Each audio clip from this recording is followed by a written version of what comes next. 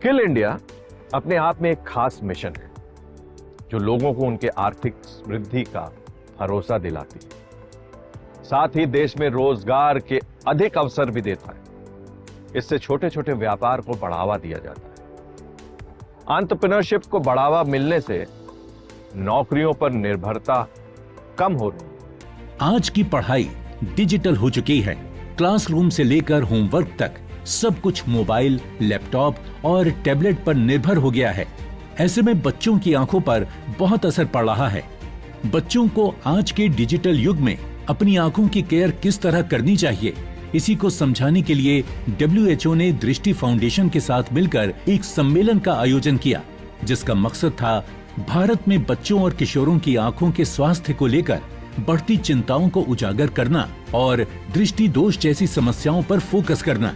From WHO perspective, we are supporting the government of India in increasing the eye care service, especially the access to spectacles, because we know that 1 in 10 children are affected with eyesight in India, but not all of them have access to the simple device, the spectacles. We are trying to raise awareness about the importance of eye care and increase the access. इस कार्यक्रम में WHO के team lead doctor युतारो सेतोया, ICMR के वैज्ञानिक doctor RS Dhaliwal, दृष्टि की संस्थापक संजना चौहान और CBSE के निदेशक जय प्रकाश चतुर्वेदी ने भाग लेकर स्टूडेंट्स को आंखों की देखभाल कैसे करनी है, इस बारे में जानकारी दी।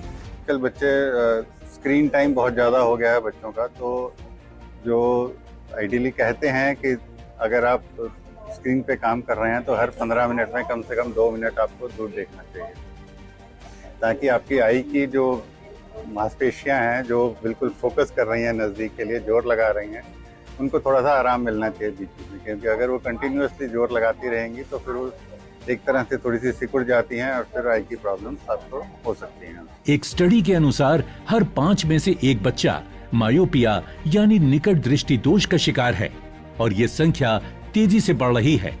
Eye health is very important for initial phase of learning, that is in the formative years, because the character recognition, the number recognition, the experience which a child have around him, around the environment, it all is based on vision. So we as a CBSE, we keep on promoting our schools to focus on not only eye health but a comprehensive health program for the children, to sensitize the parents to take care of the health of their children, to regularly take them for checkups also.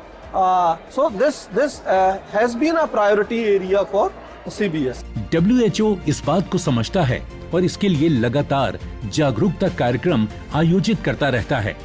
I problems का अगर शुरू में पता लग जाए तो इलाज आसान होता है। हर बच्चे को साल में कम से कम एक बार आंखों की जांच जरूर करवानी चाहिए। आंखें केवल देखने का माध्यम नहीं, बल्कि सीखने और समझने का भी रास्ता है। It started off as a project in my school. There's something known as Youth Power, in which everyone is supposed to take up an initiative and work on it. So that's how it started in my school, and now it's reached to this big platform. But I've been doing it for 2 years, and over the years, the mission of Drishti has remained to provide free eye care, medical checkups to all those around India, especially to those in underserved communities. आंखें अनमोल हैं, इसीलिए इनकी देखभाल भी उतनी ही जरूरी है। एक स्टूडेंट के लिए साफ दृष्टि केवल एक शारीरिक जरूरत नहीं, बल्कि उसका अधिकार है। WHO और दृष्टि फाउंडेशन की ये पहल उसी दिशा में किया गया एक सार्थक प्रयास है। अपने फीडबैक देने के लिए आप हमें ईमेल भी कर सकते हैं या फिर आप हमारे फेसबुक पेज को लाइक भी कर सकते हैं @DD आपकी बात पर। हमें ट्विटर पर फॉलो करने के लिए लॉग इन कीजिए @DD आपकी बात पर, और हमारे सारे एपिसोड देखने के लिए विजिट कीजिए हमारे YouTube चैनल पर। दोस्तों, अगर आप हुनरमंद बनना चाहते हैं और स्किल डेवलपमेंट कोर्सेज करना चाहते हैं तो इस नंबर पर संपर्क कीजिए। साथ ही साथ आप नेशनल स्किल डेवलपमेंट कॉर्पोरेशन के वेबसाइट पर भी लॉग इन कर सकते हैं।